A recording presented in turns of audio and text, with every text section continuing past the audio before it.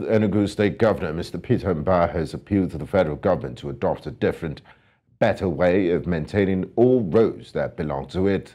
The governor made this appeal when he visited the site of the collapsed new artisan bridge on Enugu-Port Harcourt Expressway for an on-the-spot assessment of the situation. The governor expressed the view that whatever plans or methods the federal government had been using is no longer working. A popular artisan bridge on Monday caved in after many years of being in a deplorable condition, though no life was lost.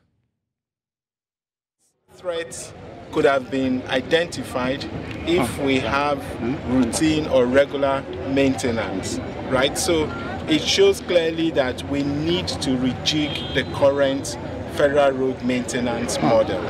And perhaps the way to go is to find a way to concession these roads to the state and find a current funding model that allows for the roads to be effectively maintained. But the current model is simply not working. And so we need to rejig it. Okay, we have federal roads. Now, today we're here witnessing a tragedy that has just occurred. We're fortunate enough that no life was lost, but this could have been, a major disaster. I mean, where lives and all that. But what has happened here today is that we're completely now cut off. This is the Port Harcourt Enugu Express Road. So you can imagine this is a gateway to other southeast and south-south states. Now, join us tonight to speak on this development is Chukwuma Okenwa, Executive Director, Lead Network Africa. A warm welcome to you, Chukwuma, and thanks for joining us on the news. Now, Chukwuma, Governor Mbah of Enugu State has advocated the concessioning of federal roads to states. Do you share his sentiment? Well, I would say yes and no, because even if the roads are concessioned to the state, if what made such kind of bridge to fall, it's not put in place, the same thing may likely still happen. And I want to really attribute what's happened in Enugu to two things. You see, we're a nation without consequences. Consequences in the sense that now that the bridge has fallen, what next? You know, the typical Nigeria will say, well, we thank God no lives were lost. Could that have been avoided? Yes. Could proper assessment of the bridge, would they have been able to review a possibility of that happening? Yes. The question was, whose responsibility was it? And why I had to say that maybe concessioning to the state may not really change anything. We know the last administration in Enugu, under the very watch of the government, we saw like a project, a pedestrian bridge, fall under the eyes of that particular administration, right? So this was like a project being handled by the state. But the problem is that even like when it comes to the structural checks, the specifications that is expected, who is really like checking the gauge to ensure that we're getting it right? Something that is sustainable, something that maybe like we're building for the next generation, not just something that before one generation is gone, the bridge is gone. I mean, how then can we build societies and cities that are sustainable? Now, Chukwuma, I would like to continue from one of the issues you raised. This bridge must have been showing signs of distress before its eventual collapse. Inasmuch as the federal government is responsible for its maintenance, don't you think the state government should share in the blame too for not alerting the appropriate authorities?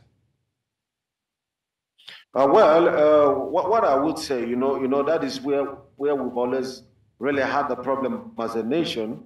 By the very fact that we see like the federal government, coming to say, okay, this one is federal road, this one is state roads.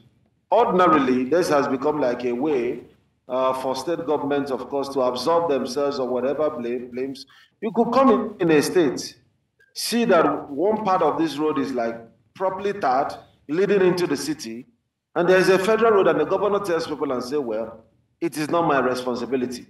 It is that of the federal government. But then, I really think that there will actually be like a need for review on some of the things that are on the exclusive list and the residual list, right? Some of those things on the exclusive list should actually come on the residual list. In the case of road, we know that it's on concurrent, where you have the part for the federal and part for the state. It doesn't just make any sense because those that are using this bridge are those in Enugu state, right? Yeah. And I mean, it is a safety concern. And so on that basis, I think concessioning the road to state government could make a sense, like at least for people to know who to hold responsible fully. But beyond that, I insist that I think there is a culture, to actually review our Nigerianness, right?